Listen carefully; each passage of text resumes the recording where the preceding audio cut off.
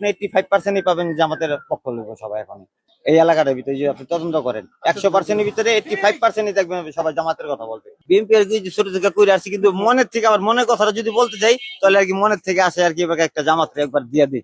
এটা মনের ভাষ্যটা বললাম, আমার মনের ভাষ্য দিয়ে দেখি এবার একটা জামাত কি করে 5 বছর দেখি। কিন্তু এটা আমাদেরও বিশ্বাস জামাত আসলে একটু দুর্নীতি একটু কম হবে, এটা আমাদের বিশ্বাস। আর এটা আমার বিশ্বাসের কথা বললাম আমি আপনাকে, কম হবে।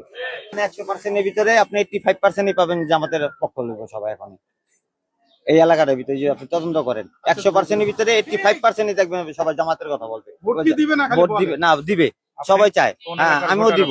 আমি এলাকার সব দল দিছি, আমি খালি জামাতের দিয়ে দেন, জামাতের দিলেই ভালো হইবে। জামাত যদি না খায় তাহলে দেখা যাক জামাত কি করে। জামাত আসুক, একটা টাইম জামাত আসুক, দেখি আমরা কি করে। আপনি কোন এলাকার ভোটার? এই এলাকার বিএনপির দেবো না, আওয়ামী লীগের দেবো না। দুটো হলো হারামি দল, আর জামাতের ভোট দিয়ে আসামো এবার।